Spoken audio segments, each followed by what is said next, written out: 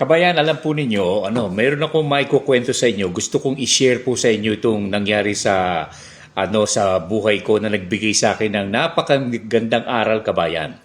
Alam po ninyo, kabayan, there was the time in my life, young as I was, nawalan po ako ng daytime job, trabaho, for no reason at all, kabayan. At hindi ko maintindihan. Although sa gabi, meron po akong teaching load sa Lyceum of the Philippines, kabayan. May trabaho naman, kaya lang gusto ko yung meron akong daytime job, kabayan. Another job during daytime sapagkat ako yung man ay being a family man noon, kabayan.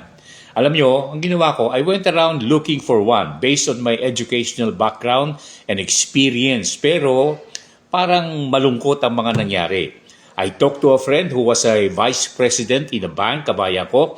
Pero sabi niya, jahe naman ka, Jerry, sapagkat ang pwestong available lang sa opisina namin ay clerk.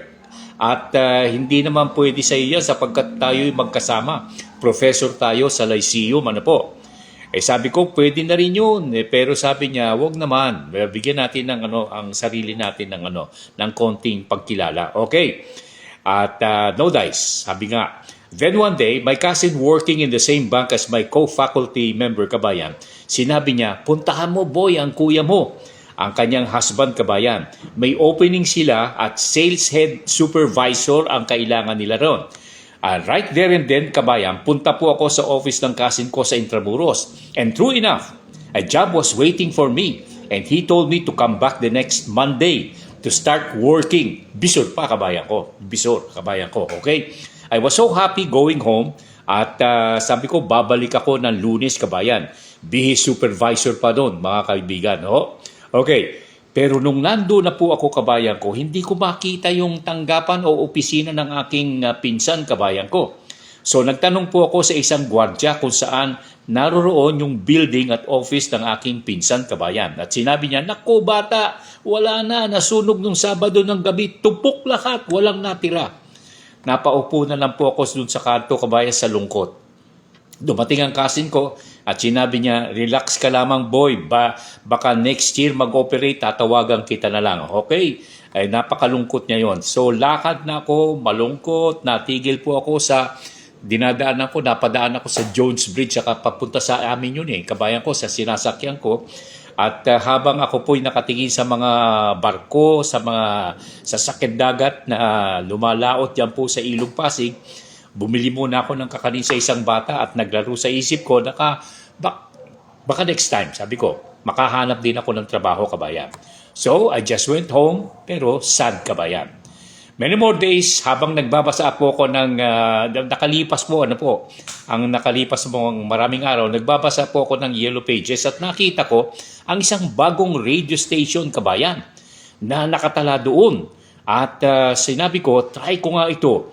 So, bihis po ako at pinuntahan ko agad. Sabi ko sa wife ko, pupuntahan ko. And there's no harm in trying again sapagkat sanay na naman ako sa rejection o failure, kabayan. Okay, pagdating ko doon, kabayan, okay naman po, kinausap ako. Fill up the form. Sabi nila, audition muna. Pinakinggan po ako at ulit-ulit habang nakatingin sa form, kabayan. Sabi ko nga sana, kabayan ko, may pag-asa. Kung wala naman, okay lang, hahanap uli. Punta sa office ng manager, kabayan. After half an hour, tinawag ako ng general manager. Tapos sinabi niya sa akin, may lakad ka ba? Sabi ko, wala po naman, sir. Sige, mag-start ka na. Ikaw ang hanap namin para maging head ng production at news department. At usap tayo sa iyong sasahurin sa pay mo. Okay? Alam nyo, halos himatayin po ako sa saya, kabayan, sa tuwa.